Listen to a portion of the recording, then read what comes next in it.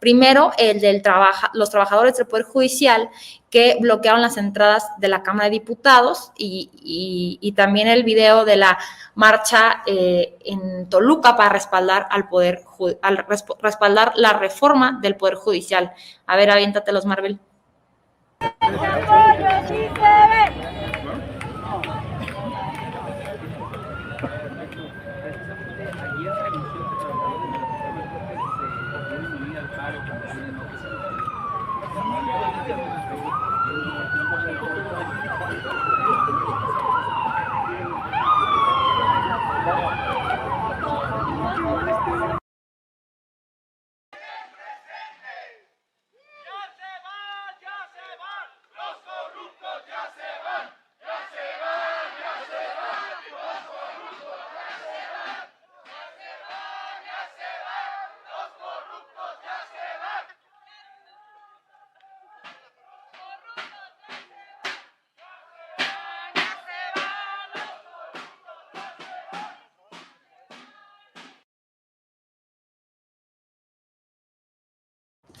Pues miren, primero la pseudo toma de protesta de los pseudo trabajadores del Poder Judicial y de los pseudo estudiantes, porque ya también salió un video donde sale nuestra ex primera dama del país, Margarita Zavala, aleccionando a los estudiantes para ver qué decir, cómo comportarse afuera en la toma de la Cámara de Diputados, y vemos también pues la poca cantidad de personas que asistieron a la toma del Legislativo. Sabemos perfectamente que en nuestros tiempos, cuando nos tocaba hacer esas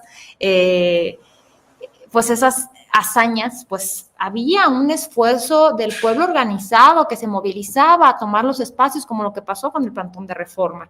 Pero es muy emblemático ver cómo en las encuestas sobre la percepción de seguridad, la percepción de justicia y la percepción de honestidad y corrupción o no corrupción del Poder Judicial, la mayoría de las personas considera y siente que el Poder Judicial es corrupto. Y no es nada más eso, ¿no? Que somos uno de los países con mayor impunidad del mundo.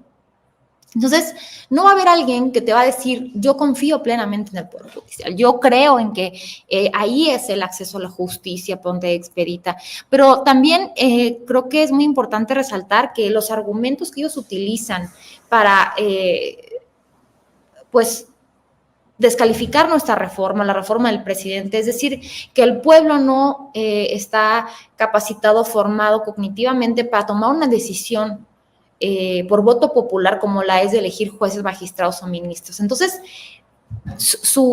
ellos ya parten de una idea clasista, elitista, de por qué el pueblo no puede tomar ciertas decisiones cuando elegimos a los presidentes, gobernadores, diputadas, diputados, que además hoy en día quienes sugieren a los diputados, quienes sugieren a los jueces y magistrados son los diputados, que la gente vota por ellos, nada más que de una manera facciosa es que se llegan a estas ternas, y de los ministros de la Suprema Corte, pues es la presidencia de la República. Entonces, ¿cómo podemos decir que es una mejor forma como está ahorita, si ahorita se reparten por cotos de poder?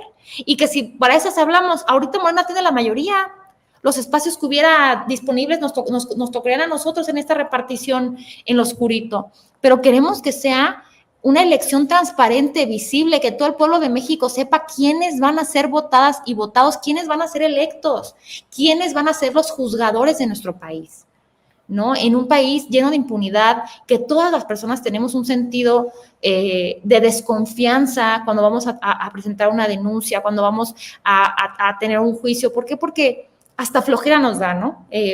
Pasar por un proceso judicial. Entonces, es muy triste la representatividad que tienen tan limitada, y cómo vemos que hay estas dos vertientes, ¿no? Los estudiantes que están a favor de la reforma y los estudiantes que están en contra, que creo que es lo más válido y lo más pulcro de una democracia participativa, que haya varios puntos de opinión, como lo dice nuestro presidente, que todo el mundo se manifieste porque tiene la libertad de expresión y el legítimo derecho, pero que a la hora de la aprobación de una reforma tan trascendental como es la reforma al Poder Judicial, pues que nos atenemos a las realidades. Y la realidad es que el 2 de junio 36 millones de personas nos dio su confianza, y esa confianza las vamos a utilizar para cumplirles lo que les prometimos. Si nosotros, como legisladores de Morena, fuéramos a los congresos de los estados o al Congreso Federal y no aprobáramos esta reforma que promocionamos durante la campaña y previo a la campaña como el motivo principal del voto de las y los mexicanos, pues por supuesto que les estaríamos fallando contundentemente a no apoyarla, porque ellos sabían de antemano que para eso era la mayoría calificada y hoy la vamos a usar porque la tenemos. Entonces, estos esfuerzos aislados, porque son aislados y pues raquíticos, la verdad es que si hubiera una indignación real, colectiva y trascendental en el pueblo de México, veríamos un paro gigantesco afuera de la Cámara de Diputados o afuera del Poder Judicial o afuera de la Presidencia de la República o afuera donde quieran. Y esto no está pasando. ¿Por qué? Porque no hay una indignación colectiva, porque nadie quiere defender a los corruptos. ¿Y quién va a defender a un poder que históricamente ha lesionado a los más pobres, ha discriminado a los más pobres y los ha alejado de la justicia cada vez más? Nadie. Y quien los defiende son personas que tienen algún privilegio derivado de sus privilegios, ¿no? O quienes no entienden el sentido de la reforma porque les han dicho que no van a poder participar en los procesos porque ya no habrá carrera judicial. Cuando al final los requisitos siguen siendo los mismos, la edad, la carrera, simplemente ahora tendrán que someterse al escrutinio público, como lo hacemos otros representantes populares y como lo hacen muchos estados en Estados Unidos y muchos países alrededor del mundo. Entonces, a lo mejor lo que les da miedo es someterse al voto popular, porque entonces tendrán que ser transparentes con su trabajo. Entonces, para mí es muy importante pues ver estas muestras de apoyo que tiene la derecha, porque al final en una democracia participativa, pues es importante pues ver lo que tiene el adversario de nuestro presidente y ahí vemos que su apoyo es mínimo y que vamos por el camino correcto y que la mayoría de la gente está con nosotros, porque si ellos realmente tuvieran un respaldo popular tan grande, pues se vería y no se está viendo, pero no sé, Sandro, allá en Puerto Vallarta tuvieron marcha, no tuvieron marcha, aquí en Jalisco, en Guadalajara hubo una para apoyar a la reforma hace un par de horas, la verdad es que fue microscópica, entonces seguimos en el lado correcto de la historia.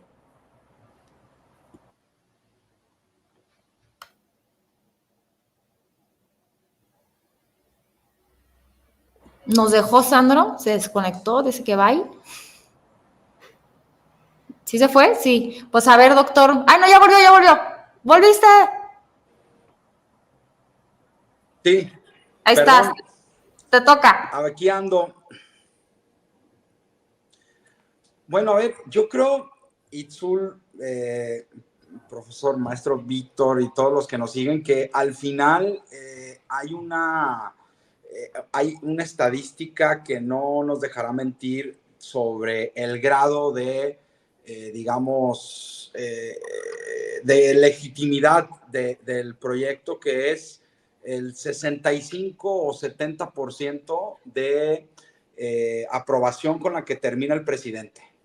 Es un número que la verdad era también impensable en los dos, al menos inmediatos presidentes, expresidentes de este país, y justo la legitimidad que hoy permite transformar o iniciar la transformación del Poder Judicial es una legitimidad que también está potentada o que está, digamos, manifiesta en otro de los refugios de la mafia del poder que intentaron, digamos, utilizar a su favor y es la trinchera de los medios de comunicación, una trinchera informativa, una trinchera que se, digamos, nutre o se nutría, se alimentaba del financiamiento público a los medios de comunicación de este país. Porque antes de la llegada del presidente Andrés Manuel López Obrador, las televisoras en este país, las radiodifusoras en su gran mayoría y muchos medios impresos, o la gran mayoría, vivían y subsistían de las prerrogativas que recibían de los presupuestos federales y estatales. Hoy esta, digamos, trinchera que antes del gobierno del presidente Andrés Manuel sirvió para legitimar y denostar la protesta de quienes empujábamos un país y quienes estábamos protestando por reformas más justas, por un interés real de proteger los intereses del pueblo, estas televisoras, estas radiodifusoras, estos medios impresos, lo que hacían era legitimar las decisiones de un viejo régimen que, digamos, no hizo más que atentar contra todos y todas. Ahora, importantísimo pensar en que durante el periodo del presidente Andrés Manuel, muchos de los poderes, o digamos el poder incrustado en los partidos políticos que gobernaban y en los distintos órganos autónomos o instituciones del Estado, se trataron de refugiar en los medios de comunicación, pero el presidente hizo una jugada maravillosa que fue determinar desde las mañaneras la agenda pública, algo que al inicio no parecía tan acertado, al inicio quienes estábamos siempre analizando el fenómeno político pensábamos que iba a ser algo complicado, algo tedioso, algo aburrido, pero vimos que desde ahí empezó a, digamos, dictar lo que era la agenda de comunicación y limitó ese cerco. Ahora el cerco que tenemos es el cerco del Poder Judicial y como vemos, o sea, al final hay una serie de elementos que no logran como cuadrar. Por ejemplo, uno, quienes representan el movimiento en defensa del Poder Judicial. Uno son los trabajadores, desconozco si están ahí sus familias, familiares, amigos, pero no se ve esta movilización multitudinaria que sí tienen los verdaderos movimientos sociales en este país. Donde veíamos una movilización multitudinaria era en la defensa de la Compañía de Luz y Fuerza del Centro que extinguió expresidente Felipe Calderón, donde sí veíamos una movilización bastante nutrida, era en la solidaridad contra los estudiantes, con los estudiantes de Ayotzinapa, 43 de jóvenes y estudiantes desaparecidos. Sus familiares arrastraban una gran legitimidad a la hora de salir a protestar a las calles por la justicia y encontrar a estas personas desaparecidos. El movimiento Yo Soy 132, que vimos en verdad una expresión genuina, digamos, orgánica y principalmente creativa en un sistema de repertorio bastante interesante. El Yo Soy 32 se convirtió en una, digamos, nueva llama, como aquella llama del 68, y hoy lo que vemos es justo a estos estudiantes recibiendo línea por parte de una representante de este viejo régimen. Y yo quisiera también exaltar algo muy importante de lo que vemos en las cámaras, que es, yo recuerdo un momento emotivo de la izquierda en la Cámara Mayor, digamos en San Lázaro, aquel 2005-2004, el discurso del desaforo del presidente. Ese discurso, esa entrada a un congreso donde se sentía el conflicto, se sentía, digamos, esta parte combativa de los partidos. Me parece que tenemos o tuvimos que esperar demasiado tiempo para ver a la izquierda representada en ese entonces en el discurso del desafuero en el presidente Andrés Manuel, hoy representada en una fuerza política de varios rostros, de varios liderazgos, tomando con mucha seriedad el último proceso de transformación y lo que falta, que es ver la llegada de la primer presidenta de este país y ver su política pública y ver su modelo de gobierno y ver todo este gran, digamos, know-how de protesta, de propuestas que trae, pues le falta mucho a esta oposición disminuida, le quedan muchas batallas por perder.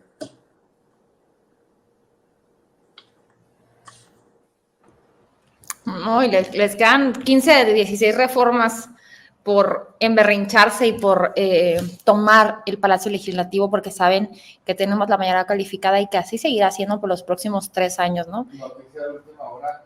¿Noticia de última hora? Último minuto. Último minuto.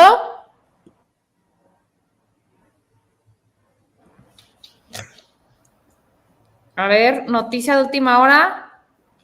Jueza federal concede tercera suspensión en contra de la reforma al Poder Judicial. La jueza federal ordenó al Congreso de la Unión frenar la votación y aprobación del dictamen de la reforma judicial. Última hora.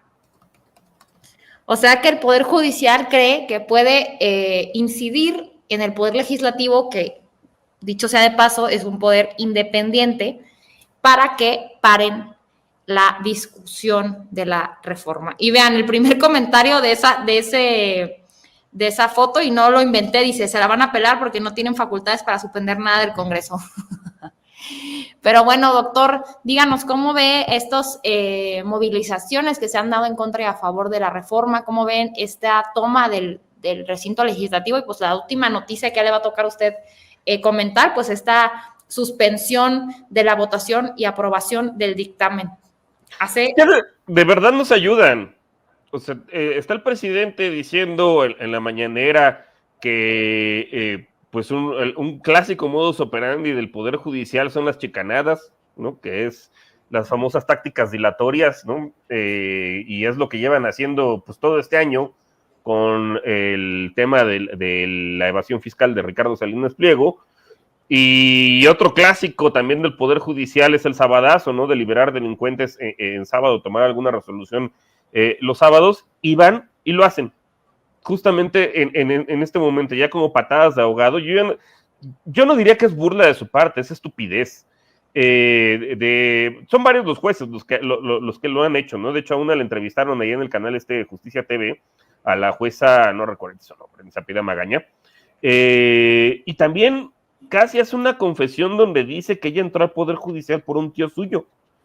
¿Y qué es lo que hace? Una chicanada en sábado, justamente ordenándole a la máxima autoridad de la soberanía, que está en la Constitución, que es el constituyente permanente, cuando se aprueba una legislación por mayoría calificada de ambas cámaras y posteriormente por la mayoría absoluta, es decir, 50 más 1, 17, legislaturas estatales, que Morena también cuenta con ellas. O sea, se quiere poner una juez de distrito por encima de la máxima soberanía. Quiero creer que no es tan estúpida como para creer que realmente le iban a hacer caso, pero esto eventualmente puede servir para que en una eventual pues discusión de los ministros se pongan por encima de la soberanía del constituyente permanente y busquen invalidar estas reformas constitucionales. Pero en ese caso, el artículo 61 de la ley de amparo, pues es muy claro, dice a la letra: el juicio de amparo es improcedente contra adiciones o reformas a la Constitución política de los Estados Unidos mexicanos. Eso es lo que dice la fracción primera. Entonces, de entrada, pues va a ser improcedente. De hecho, así se llama, capítulo séptimo, improcedencia.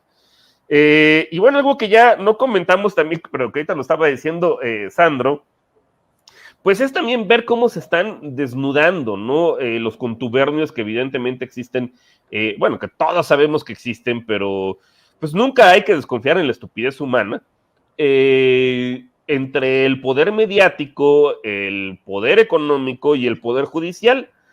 Vimos ayer a Lourdes Mendoza, quien trabaja para TV Azteca, pues cometer la estupidez de subir a sus stories un diálogo con la ministra Ríos Farjat, que dicho sea de paso, ella fue propuesta por el presidente López Obrador, también se la han volteado, ¿no? Al igual que el ministro Alcántara Carrancá. Entonces, por eso ni siquiera es infalible el mecanismo de designación por parte de la propuesta del presidente y ratificado por 2/3 partes del Senado, porque pues, se pueden voltear. Entonces, creo que una salvaguarda, digo, no del todo efectiva, pero que probablemente tenga mayor efectividad, pues es que sean electos directamente por el pueblo, ¿no? Para que no sucedan este tipo de traiciones, como el caso de Alcántara Carrancá y de Ríos Farjat. Y bueno, pues hay ahí, ya también lo mencionaba Sandro, los resultados de algunas encuestas, ¿no? Donde la gente, porque también, ¿no? O sea, siguen con su clasismo, decía, es que la gente realmente no entiende, el pueblo no entiende realmente la trascendencia de esta reforma, son aspectos súper técnicos, ¿no? Como si fuera física cuántica, y aún así la física cuántica se puede entender, por eso existen los libros de divulgación de la ciencia, porque también los abogados como que se tienen ahí una jerigonza bien abigarrada, ¿no? Que nomás entre ellos se entienden. A mí me gustaría saber en qué semestre de la carrera les enseñan a escribir y hablar así, con palabras que luego ni existen. Pero bueno, la gente claro que lo entiende. Cuando están las encuestas de las Heras y de ENCOL y de la Comisión de Encuestas de Morena, y estas dos pues fueron de las más precisas para atinarle al resultado de las elecciones del 2 de junio, les preguntaron a la gente, ¿votaría a favor o en contra de una reforma al Poder Judicial? 81% en el caso de las Heras, 82% en el caso de ENCOL dicen que están a favor, que pues prácticamente incluso trasciende la aprobación, que ahorita la mencionaba Sandro también, la foto final del 73%, 72%, es decir, hay hasta algunos opositores que están a favor, que no votaron, o que no aprueban al presidente López Obrador, o que no votaron por la doctora Claudia Sheinbaum, que incluso están a favor. Entonces, pues en realidad ahí se desnuda también que esta gente del PRIAN ni siquiera representa pues a los designios de su propio electorado, sino que más bien pues están al servicio de una oligarquía. Afortunadamente, lo que hagan o dejen de hacer al no tener la mayoría calificada, pues es irrelevante. Finalmente la historia los alcanzó. La verdad es que después de tantos años de aplicarnos las chicanadas, los madruguetes, las sobre representaciones, hoy que se están comiendo todas sus palabras, todos sus malos tratos, todo lo que hicieron. Y que además, lo más irónico, por ejemplo, el tema de la sobrerepresentación es que hace unos meses habíamos nosotros propuesto reformar en materia electoral, pues el colectivo de leyes que se emanan de esta temática para justo corregir el tema de la representación proporcional, y ellos estuvieron en contra, ¿no? Entonces ahora sí que esta frase de disfrutemos lo votado tiene tanta importancia, tanta coherencia y tanta reflexión en este periodo, porque ellos se estaban burlando el 2 de junio, ¿no? Incluso hicieron cadenas horrorosas en grupos de WhatsApp, recordarán, pues ahora no hay que apoyar a los pobres, pues que disfruten lo votado, y entonces ni un peso más de propina y cosas de verdad terribles, ¿no? Según ellos, castigando a la clase trabajadora por votar por Morena, que se ha convertido en el partido representativo del pueblo. Entonces, hoy ellos y ellas, la oligarquía de nuestro país, son los que se quejan y no van a disfrutar lo votado sin duda, pero nosotros sí, porque tenemos la responsabilidad y la congruencia con estos millones de mexicanos que están del lado correcto de la historia. Y bueno, quiero platicarles que estamos a casi 35,000 seguidores en nuestro canal desde el norte, que estamos a menos de 50 personas, entonces nos encantaría que se suscribieran a nuestro canal, porque eso significaría que pudiéramos llegar a los 35,000 seguidores antes del final de esta semana. Se los agradeceríamos mucho a todas y a todos. Entonces, suscríbanse, y pues bueno, ya se nos comimos el tiempo, ya no pudimos hablar de lo que dijo AMLO, pero será otro día. Pero platícanos, Sandro, ¿dónde te pueden seguir, dónde te pueden encontrar?